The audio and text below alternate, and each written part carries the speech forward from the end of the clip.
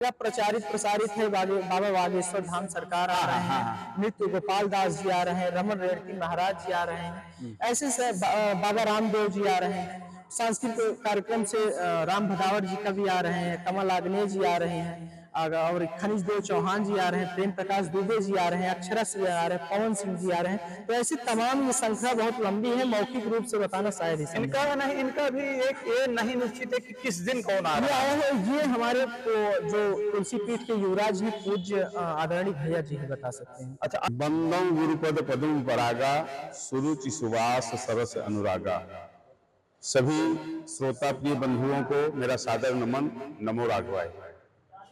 यह बड़े ही हर्ष और उल्लास का विषय है कि श्रीमद् भागवत कथा एवं स्मृत महोत्सव के उपलक्ष्य में हम सभी ग्रामवासी, पुरजनवासी, क्षेत्रवासी, जिलावासी, प्रांतवासी सब इस क्षण का अपलक निहार रहे हैं कि वह क्षण आए और हम इस कार्यक्रम में सम्मिलित होकर अपने जीवन को धन्य करें।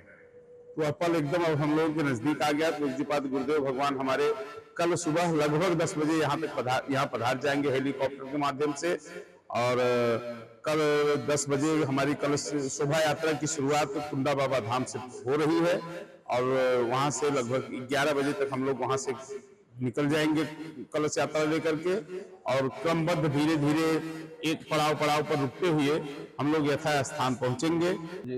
सबसे बड़ी जिज्ञासा ये है ग्रामीण क्षेत्रों में लोगों की कि इतने बड़े कार्यक्रम में हम पहुंच पाएंगे कि नहीं पहुंच पाएंगे, हमारी एंट्री होगी कि नहीं होगी, तमाम ग्रामीणों में चर्चा है। लोगों में तो उनको थोड़ा सा आप आश्वस्त करें कि नहीं, उनके सुगमता अब इसके लिए मैं क्या जवाब दूं। लोगों में गजब का एक गजब अफवाह फैल गई है कि कथा में अपने को सम्मिलित होने के लिए पास की आवश्यकता है। तमाम हम तो ये कहेंगे कि जो पास है वही पास है जी, जो पास है वही पास है बस।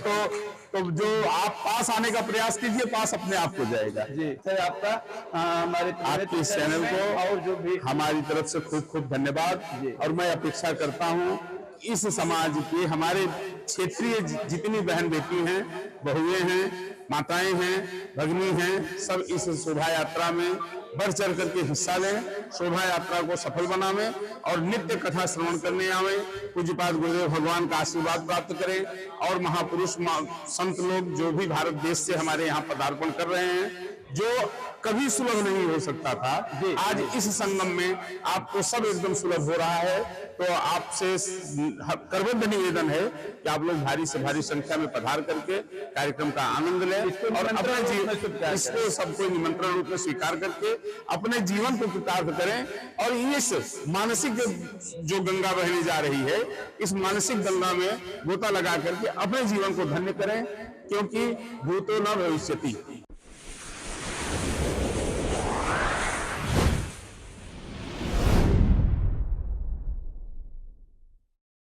नमस्कार, पुनः स्वागत है आपका त्रिनेत्र चैनल में। दोस्तों, आज हमारी त्रिनेत्र चैनल की टीम एक ऐतिहासिक कार्यक्रम स्मृत दिवस जो रामपुर खागल में मनाया जा रहा है, जो चर्चा का विषय बना हुआ है, उसको आपको उसका सीधी तस्वीरें, उसकी तैयारियों की सीधी तस्वीरें, उनके जो कार्यक्रम के आयोजक हैं, जो कार्यक्रम करवा रहे हैं, उनके जीवन के विषय में वो तमाम जानकारियां आपको देगी। और ये सबसे पहले आपको दिखाएगी कि रामपुर खागल गांव कहाँ पर स्थित है। ये सबसे पहले आप जान लीजिए, रामपुर खागल गांव जो है, ये पट्टी तहसील के एक छोटी सी बाजार, पृथ्वीगंज बाजार से सटा हुआ यह गांव है।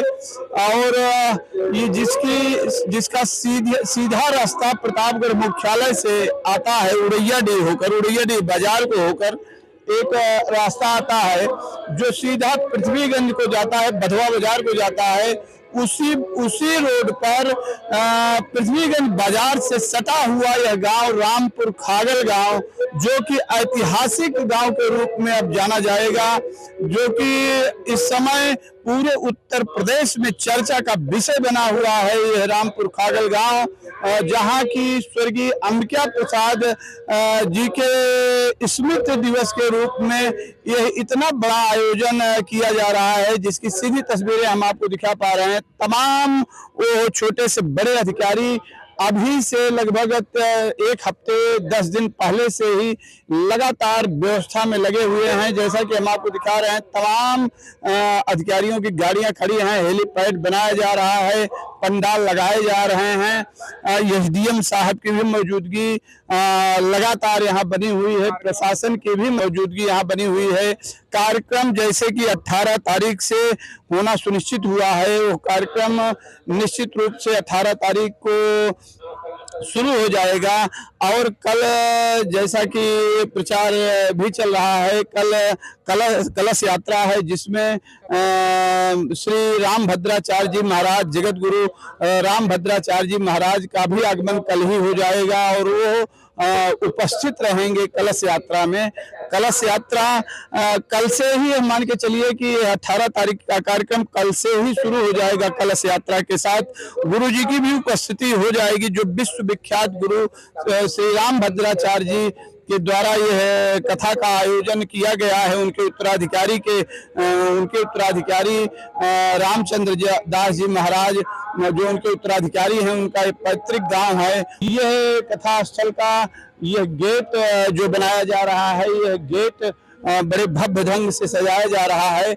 और हम कहेंगे कैमरामैन सब पे दिखाएं, कथा पंडाल दिखाएं, कथा पंडाल जो कि बड़े भव्य ढंग से लगता है कई दिनों से यह कथा पंडाल बन रहा है। टोटल वाटर प्रूफ कथा पंडाल लगाया जा रहा है, जिसमें कि कम से कम एक साथ लगभग 50,000 लोगों के बैठने की क्षमता के अनुसार यह कथा पंडाल बनाया जा रहा है। यह तमाम जानकारियां और तैयारियां हम आपको जो दिखा पा रहे हैं, और तमाम जानकारियों के लिए तुलसी पीठाधीश्वर के कार्यकर्ता हमारे साथ जुड़ चुके हैं, जो हम आपको बताएंगे कि और क्या क्या कार्यक्रम, किन किन लोगों का कार्यक्रम किस किस दिन लग रहा है, और तैयारियां कितनी जोरों शोरों से हो रही हैं, और तैयारियां अभी कितनी अधूरी हैं, कितनी बची हैं, कितनी पूरी हो चुकी हैं। ये तमाम जानकारियां तुलसी पीठाधीश्वर के प्रमुख कार्यकर्ता आपको बताएंगे। क्या शुभ नाम है आपका?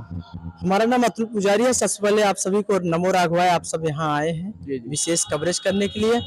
और रही बात इस कार्यक्रम की, तो हम लोग पूज्य गुरुदेव जी के समझ लीजिए सेवक हैं, राघव परिवार के सेवक हैं। और यहाँ हम लोग कार्यक्रम के लिए पिछले 2 महीने से यहाँ दिन रात इस कार्यक्रम को संपन्न बनाने के लिए जितने भी राघव परिवार के सदस्य हैं, दिन रात कार्यक्रम को संपन्न करने तक के लिए एकजुट होकर मेहनत कर रहे हैं। अब ये क्षेत्र ही नहीं अपितु पूरे जनपद का सबसे भव्य गौरवशाली है, गौरव का विषय है ये क्षेत्र ही नहीं। ये इसका उत्साह आप देख सकते हैं। उत्साह इसलिए इस ऐतिहासिक क्षण के साक्षी सभी लोग बनना चाह रहे हैं। बिल्कुल बिल्कुल। तो इसी क्रम में क्षेत्रीय लोगों का भी सहयोग मिल रहा है, और तो पूरी टीम राघव परिवार की लगी ही है। नहीं, जैसे जो तैयारियां ये चल रही हैं, जो एक मंडप पंडाल तमाम बनाए गए हैं, ये है कितने दिनों से बनाए जा रहे हैं? कितने दिनों से तैयारियां ये चल रही हैं? पिछले 1 महीने से लगातार तैयारी। वैसे तैयारियों की न्यूज 2-3 महीने पहले से, लेकिन मंडप वाला कार्य 1 महीने से, पिछले 1 महीने से 1 महीने से चल रहा है।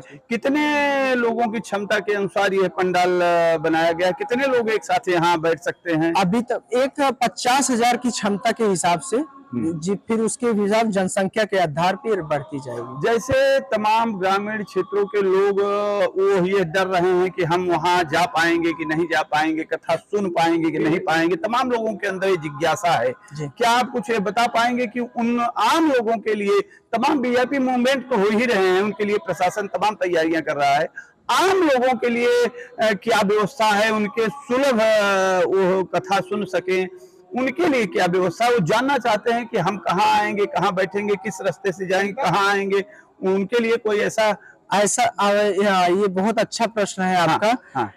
इस विषय पर जो क्षेत्र में भ्रामकता फैली थी, उसका कटाक्ष करते हुए पूज्य गुरुदेव भगवान और उनके उत्तराधिकारी तुलसी पीठाधीश्वर के युवराज हैं जो हैं तुलसी पीठ के आदरणीय श्री आचार्य रामचंद्र दास जी ने भी अपने मीडिया के माध्यम से लोगों तक पहुंचाया कि यहाँ पास जैसी कोई व्यवस्था नहीं है, पहले आओ पहले पाओ वाली सुविधा है। जो जहाँ जिस स्थान पे जगह पाता है पहले आके बैठिए, श्रवण करिए कथा। यहाँ किसी भी प्रकार की कोई पास की बाध्यता नहीं है।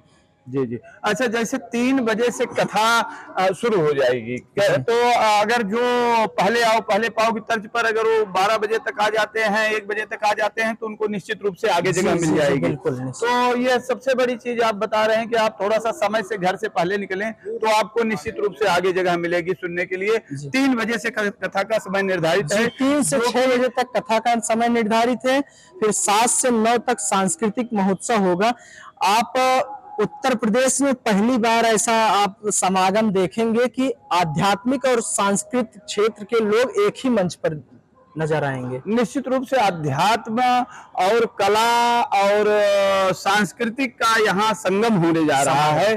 तमाम ऐसे सेलिब्रिटी, तमाम ऐसे बड़े बड़े नेता, जिसमें कि प्रमुख रूप से हमारे उत्तर प्रदेश के मुख्यमंत्री माननीय योगी आदित्यनाथ भी पधार रहे हैं। तो जिनके कार्यक्रम की तैयारियों को लेकर हम आपको दिखाई रहे हैं कि तमाम प्रशासन कमर कस रहा है, तमाम तैयारियां कर रहा है। तो और किन किन लोगों का किस किस दिन कार्यक्रम लग रहा है, क्या आपके पास कोई सूची उपलब्ध है या ये कुछ निश्चित है? ये हम लोग सेवक हैं, गिलहरी जैसा योगदान दे रहे हैं। सारी जानकारियां तो हमारे पास नहीं है, लेकिन इतना है जो श्रृंखला बहुत लंबी है। जगह पंपलेट में, क्योंकि समय जब निर्धारित हुआ उन लोगों का आने का, तो उससे पहले पंपलेट छप चुका था।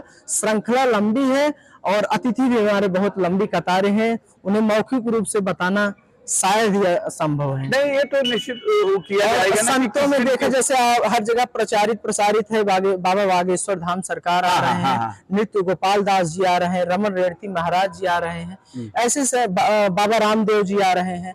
सांस्कृतिक कार्यक्रम से राम भदावड़ जी का भी आ रहे हैं, कमल आग्नेय जी आ रहे हैं, और खनिज देव चौहान जी आ रहे हैं, प्रेम प्रकाश दुबे जी आ रहे हैं, अक्षरस जी आ रहे हैं, पवन सिंह जी आ रहे हैं। तो ऐसे तमाम ये श्रृंखला बहुत लंबी है, मौखिक रूप से बताना शायद ही इनका भी एक ये नहीं निश्चित है कि किस दिन कौन आ रहा है।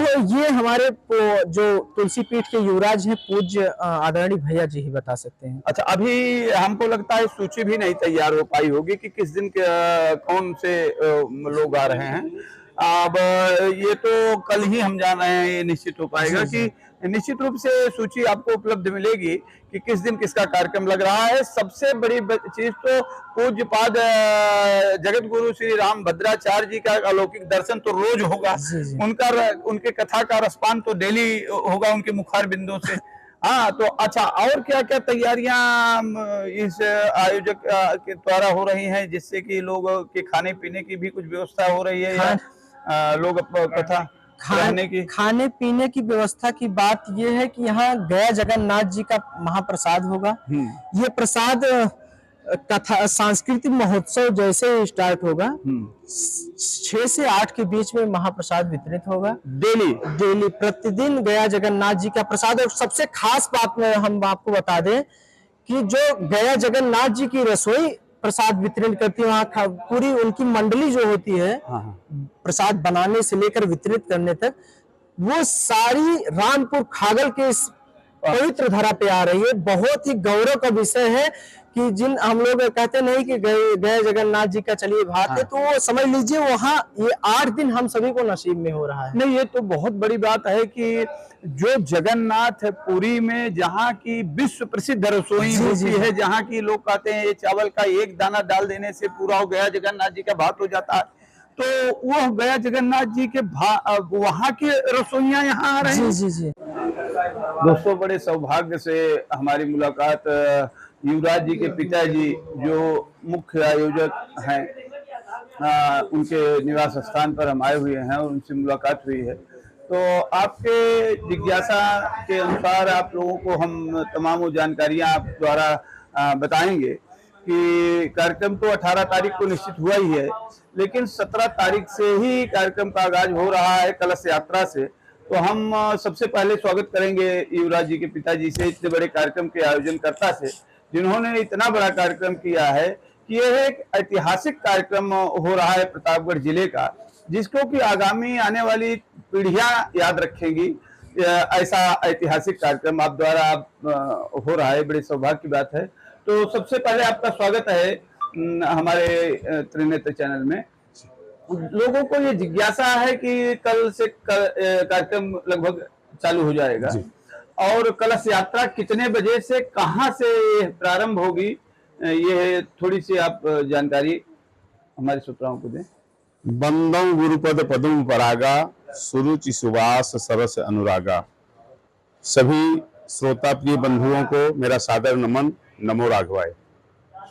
यह बड़े ही हर्ष और उल्लास का विषय है कि श्रीमद् भागवत कथा एवं स्मृत महोत्सव के उपलक्ष्य में हम सभी ग्रामवासी, पुरजनवासी, क्षेत्रवासी, जिलावासी, प्रांतवासी सब इस क्षण का अपलक निहार रहे हैं कि वह क्षण आए और हम इस कार्यक्रम में सम्मिलित होकर के अपने जीवन को धन्य करें। तो वह पल एकदम अब हम लोगों के नजदीक आ गया। पूज्यपाद गुरुदेव भगवान हमारे कल सुबह लगभग 10 बजे यहाँ पधार जाएंगे हेलीकॉप्टर के माध्यम से, और कल 10 बजे हमारी कल शोभा यात्रा की शुरुआत कुंडा बाबा धाम से हो रही है और वहां से लगभग 11 बजे तक हम लोग वहां से निकल जाएंगे कलश यात्रा लेकर के, और क्रमबद्ध धीरे धीरे एक पड़ाव पर रुकते हुए हम लोग यथा स्थान पहुंचेंगे पांडाल पर, कथा पांडाल पर हम लोग फिर वापिस विसर्जन होगा कथा अपने आयोजन का।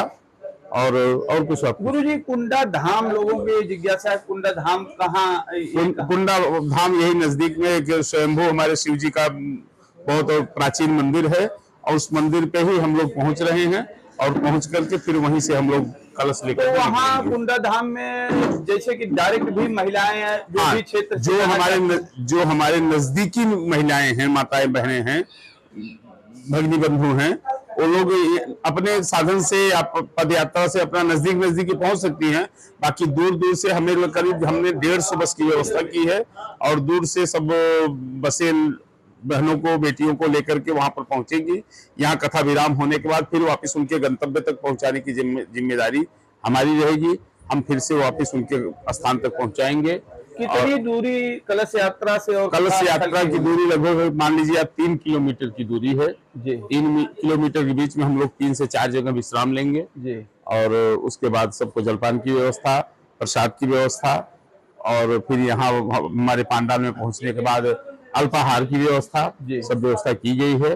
और फिर एक प्रशासन भी हमारे साथ है जी, जन समुदाय हमारे साथ है जी।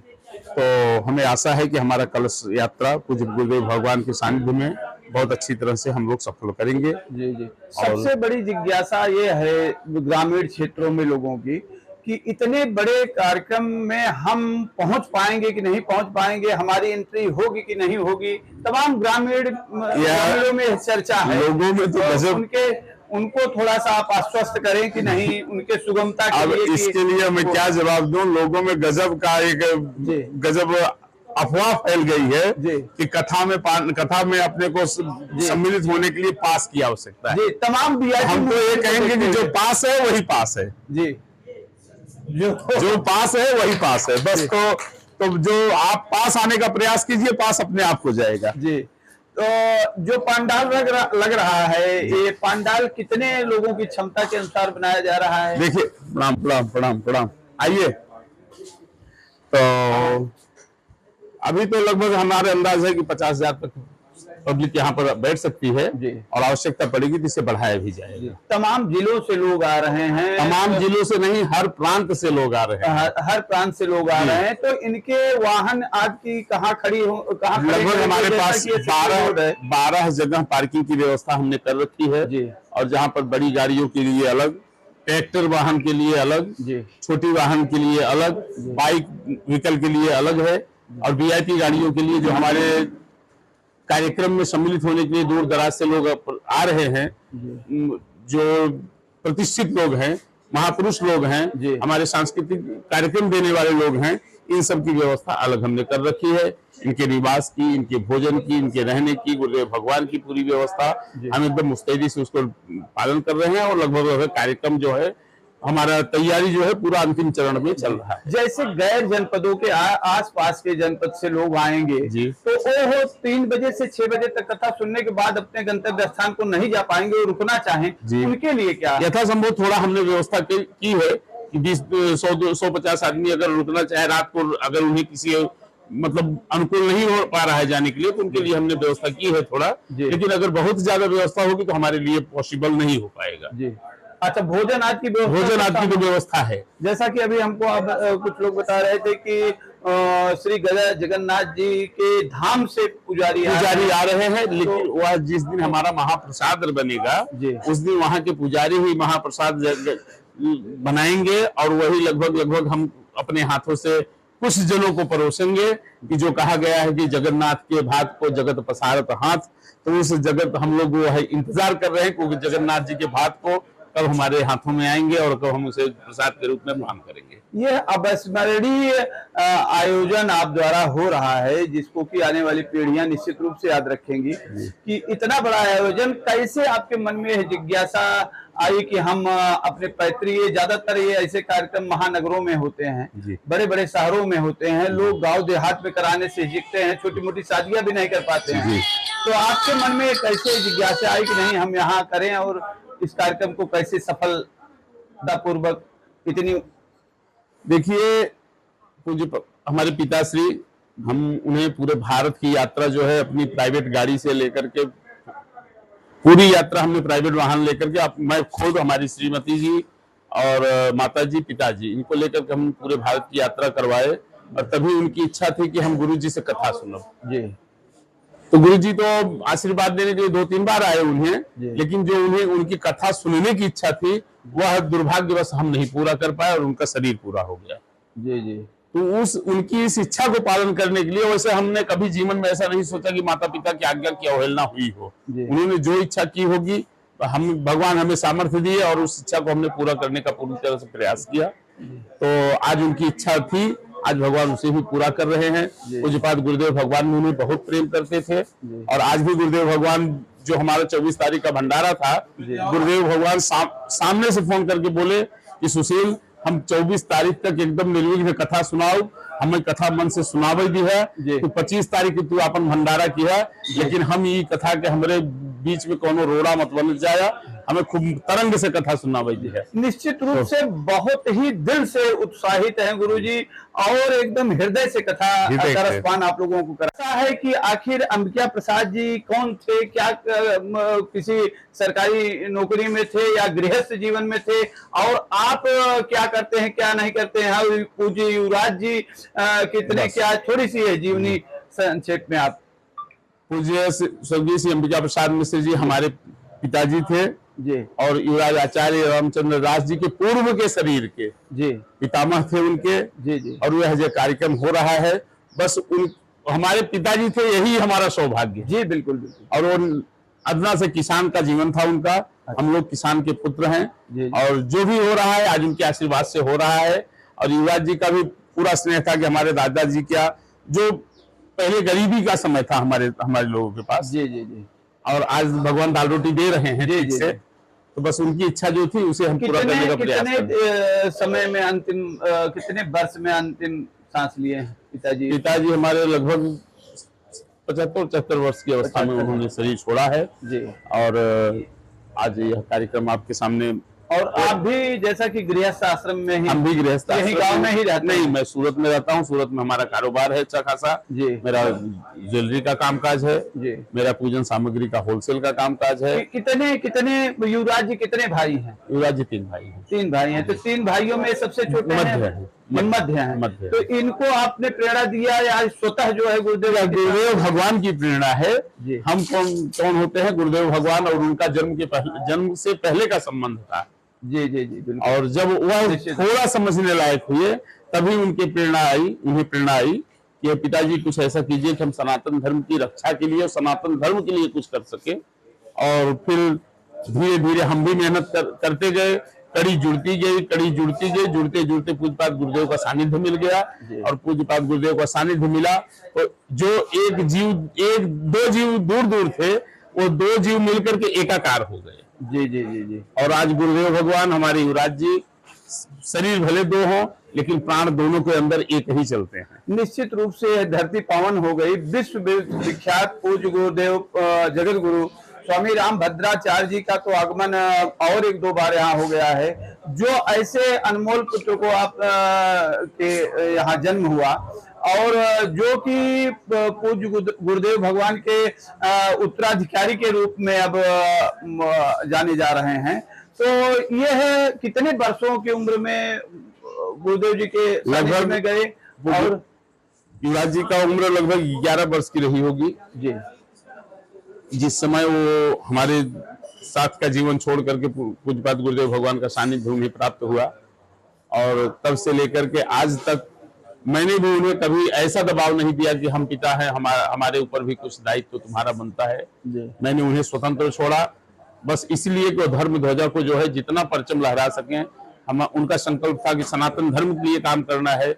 हमने उन्हें सनातन धर्म के लिए पूरी तरह से स्वतंत्रता दी और आज आप लोग प्रमाण के रूप में सामने आप लोग देख। एक तरीके से ये है बड़ा अनपढ़ी विषय है कि आपने एक तरीके से उनको खुला छूट दे दिया और उनसे बिल्कुल कोई अपेक्षा नहीं की और वो आज वो पूरी दुनिया में अपना नाम रोशन कर रहे हैं। दुनिया के साथ साथ इस गांव का भी नाम रोशन हो रहा है।